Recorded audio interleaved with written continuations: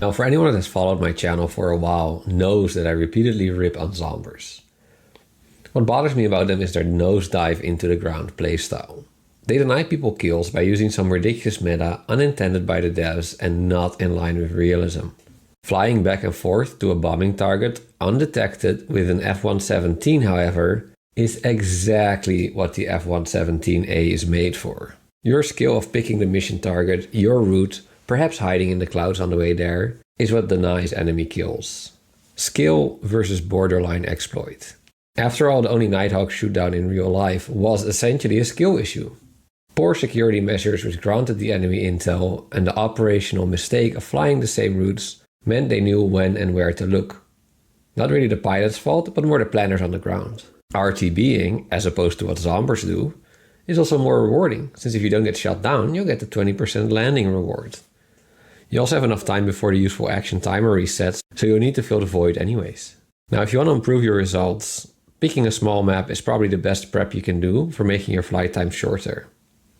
Being at BR 8.7 also puts the airfields a bit closer to each other than top tier, I think. Picking an emptiest server can also help.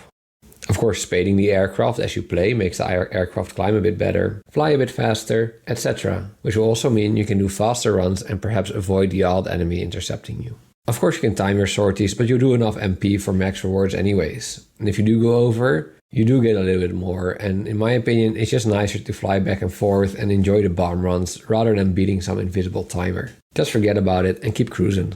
Now, this playstyle won't really get you max mission points for events, but it will get you max RP and SL for sim battles at this BR, which is around 80% of the top tier rewards. On the one hand, it's quite a boring playstyle, I must admit, but on the other hand, my love for the F-117 and the occasional need for just relaxing back and forth flight with some peaceful meditation music, followed by a deadly JDAM deep strike on an enemy airfield, makes this thing a nice switch up from the intense top tier high octane engagements.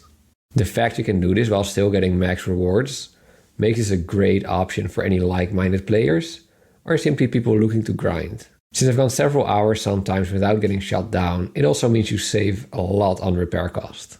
If this makes you want to get the F-117, it's a squadron vehicle, so it can't research lower ranks, but you can buy it right off the bat or research it right away if you're in a squadron. You don't even need to have the American tech tree ground out. I don't really know the GE cost, but probably ends up to about $30 if you buy it. If you research it for free like I did, it's 400,000 squadron RP. This works out to about 20 times 20,000 squadron RP drops in a busy squadron.